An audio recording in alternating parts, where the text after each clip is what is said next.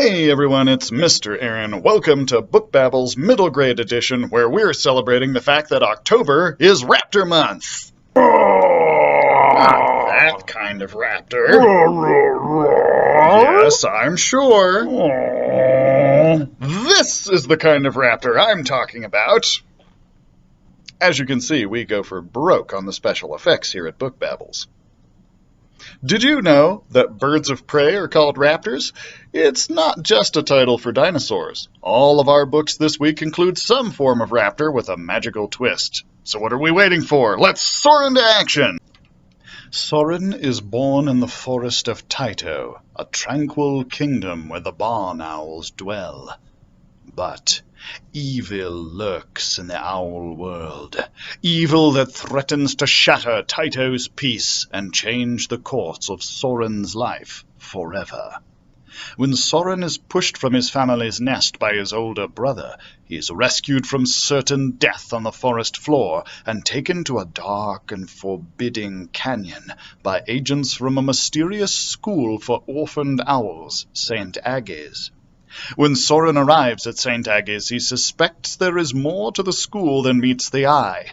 He and his new friend, the clever and scrappy Gylfi, find out that St. Agnes is actually a training camp where the school's leader can groom young owls to help achieve her goals. He and Gylfi know that the only way out is up. To escape, they will need to do something they have never done before. Fly. This series has been around since the early 2000s, but they're still freaking awesome, so why not mention them here? Besides, no list of Raptor books would be complete without Kahool on it. I mean, come on. In particular, if you've never experienced the audiobooks of these, be sure to give them a listen because the narrator is amazing. Anywho, see what I did there? Anywho. If you enjoyed Aaron Hunter's Warriors or Seekers books, absolutely give the Guardians of Kahool a try, and if you're at all a fan of Arthurian legend, the later books in the series will definitely have a lot to capture your attention. You can find the Guardians of Kahool digital audiobooks on Overdrive, Cloud Library, and Hoopla. Now, who could resist a series like that? I don't know, but our next selection shows us a very different kind of raptor. This kind has 4 legs? It's now been 2 years since Ben and Firedrake defeated Nettlebrand and rescued the Silver Dragons. Both boy and dragon have finally found homes, but they must live hundreds of miles apart and can only see each other once in a while. During one such visit, news reaches Ben, the Greenblooms, and their friends that the last Pegasus in the world has been discovered. The legendary horse has 3 unhatched eggs with him, but the only way they'll ever hatch and continue the survival of this incredible magical species is to place them under a griffin's feather. But griffins are the most dangerous creatures in the world, and their mortal enemies are dragons. Ben has vowed not to tell Firedrake about his quest to protect him, but as he and the Greenbloom team set off for a remote island where the terrible griffins are rumored to live, he may just need the help of his best friend. Want to know something awesome about the Griffin's Feather?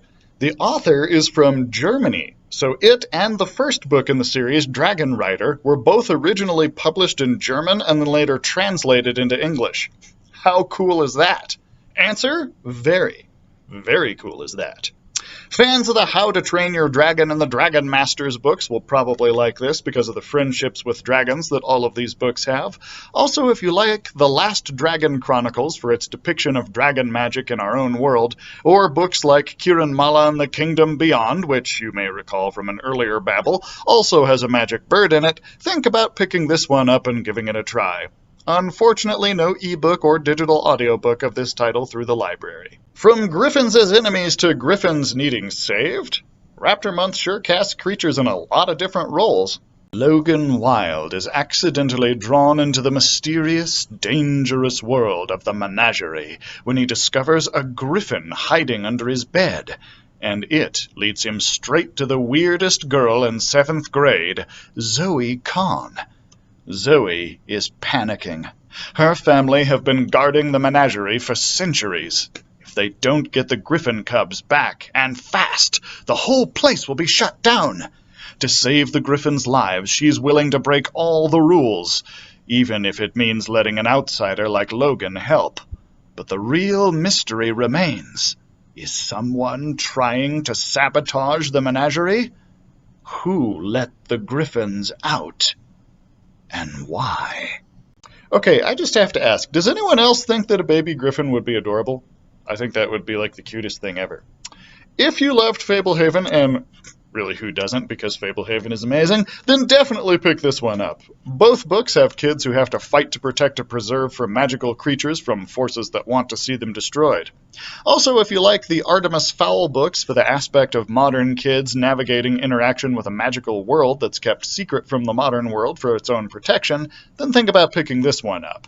You can find the ebook of the Menagerie on Overdrive and Cloud Library, and the digital audiobook on Hoopla. Well, that's all the babble time we have for this week. I hope we'll see you all soaring into the library to grab these titles. Soaring, not soaring.